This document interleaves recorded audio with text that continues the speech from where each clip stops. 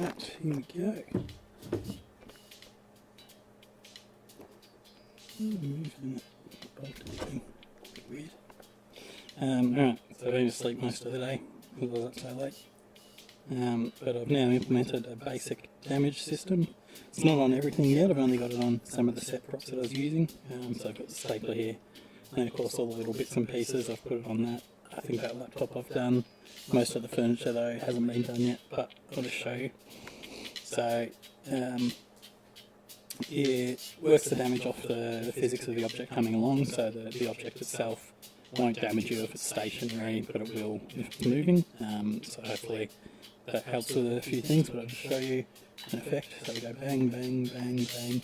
I've got big multipliers on the boxes, so the hit boxes. Mainly the issue was there is that when it was small, it was only coming up in like single digit values that weren't going to do much if you have, say, 100 health. You can always adjust the health, but I wanted it to be massively overpowered for certain things and then underpowered for other things.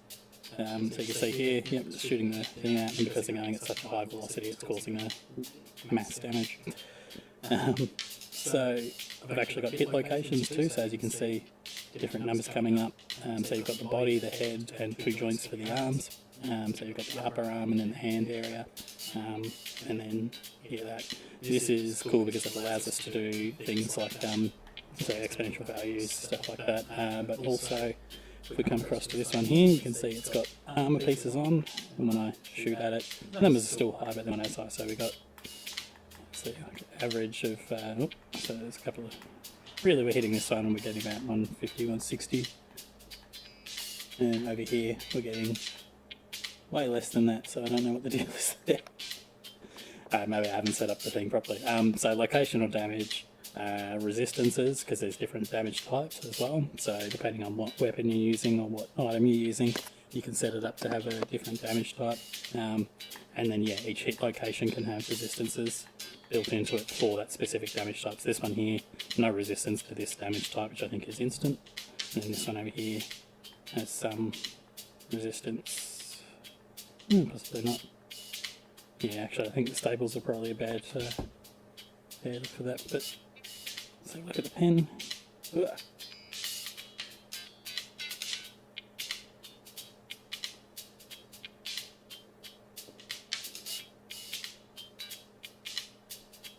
So it's actually got slash damage is still working.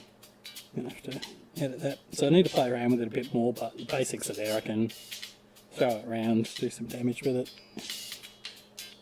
or not do any damage if I don't actually aim at anything. Why the pen does more than that, I don't know.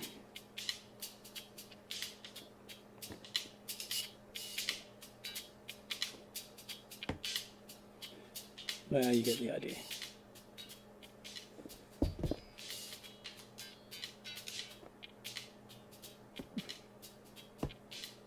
Also, throwing things seems to be really weird. I'm constantly going over or under.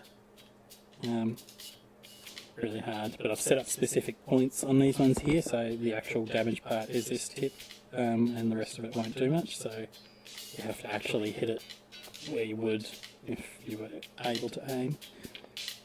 But it also means that you can do cool stuff like, so if I was going like this, it's not doing anything, but if I go like this, then I'm doing little point damage, and I'm only moving it a short way, so it's not going to do too much. I go down, probably do a bit more. Yep. So yeah, depending on how fast you're actually swinging it or how fast the object's going, the more damage it will do. That was a terrible, terrible shot.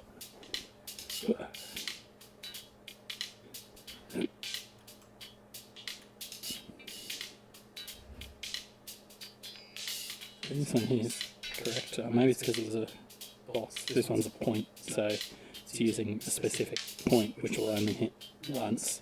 And it basically checks, is it hitting, has it stopped hitting, then go again. If it's still hitting, then it's it just takes it as one continuous hit, so it won't reactivate, whereas the other ones are using like box colliders and stuff like that, so it doesn't count it the same way. It's basically, you're hitting a different point in that box now, so you haven't hit that point before, so therefore do more damage. So I just have to change it to points, so it didn't even Didn't even hit with the tip with that one, so I'll have to go like that,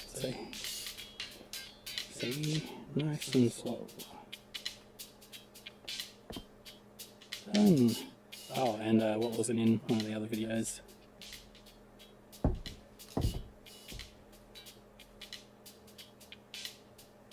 was the radio.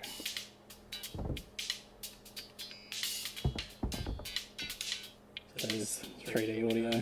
I've got speakers up around the place, so depending on where you go, you will or won't hear it. So now we can move that. If we come back here, you can see it's going off, and then just disappeared.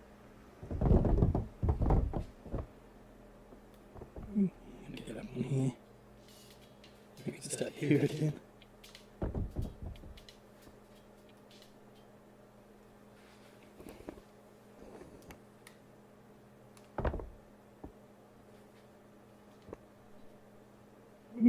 Anyway, that's all I wanted to show.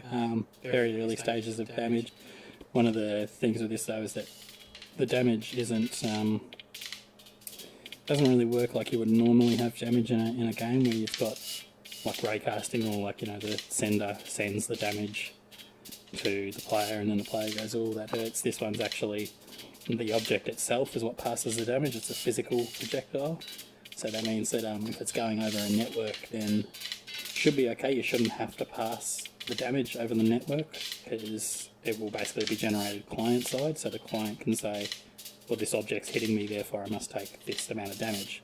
One of the problems that I see coming from that potentially is that if I'm not passing the velocity over the network of the object, then it won't be reading that it's doing any damage. It's just appearing in that location.